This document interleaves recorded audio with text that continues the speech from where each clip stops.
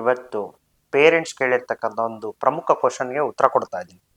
Things school don't teach but life demands ಅಂತ ಕನ್ನಡದಲ್ಲಿ ಹೇಳೋದಾದ್ರೆ, ಶಾಲೆಗಳು ಕಲಿಸದ ಆದರೆ ಜೀವನಕ್ಕೆ ಬೇಕಾಗಿರ್ತಕ್ಕಂಥ ಪ್ರಮುಖ ಅಂಶಗಳು ಅಥವಾ ಕೌಶಲ್ಯಗಳು ಯಾವುದು? ಮೊದಲನೇದಾಗಿ ನೆನ್ಪಿಟ್ಕೊಳ್ಳಿ, ಹಣ ಮತ್ತೆ ಕೆಲಸ.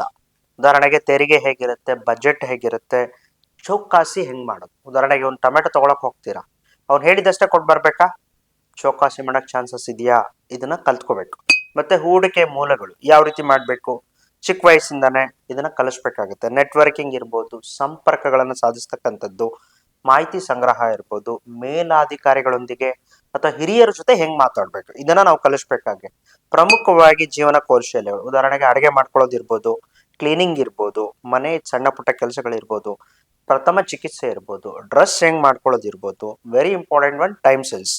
ಮತ್ತೆ ಅದನ್ನ ತುಂಬಾ ಸೂಕ್ಷ್ಮವಾಗಿ ತಿರಸ್ಕಾರ ಮಾಡೋದು. So how to avoid the mistakes ಅಂದ್ರೆ ಬೈ ಸೈಯಿಂಗ್ ನೋ. ನೋ ಅಂತ ಹೇಳಿದ್ರೆ ಎಷ್ಟೋ ಸಲ ಸಮಸ್ಯೆ ಮುಂದುವರಿಯಲ್ಲ. ಹಾಗಾಗಿ ಮತ್ತೆ ಎಮೋಷನಲ್ ಕಂಟ್ರೋಲಿಂಗ್ ಮಾಸ್ಟ್ರಿ ಅಂತ ಕರಿತೀವಿ. ಎಮೋಷನಲ್ ಮಾಸ್ಟ್ರಿ ಬಗ್ಗೆ ಇನ್ನೊಂದ್ಸಲ ನಾನು ಸಂಪೂರ್ಣ ವಿಡಿಯೋ ಮಾಡ್ತೀನಿ, ಆಯ್ತಲ್ಲ. ಯಾಕಂದ್ರೆ ಎಮೋಷನಲ್ ಇಂಟೆಲಿಜೆನ್ಸ್ ಇಲ್ಲ ಅಂದ್ರೆ ಸುಮಾರು ಜನ ನಮ್ಮನ್ನ ಹಾಳು ಮಾಡ್ಬಿಡ್ತಾರೆ.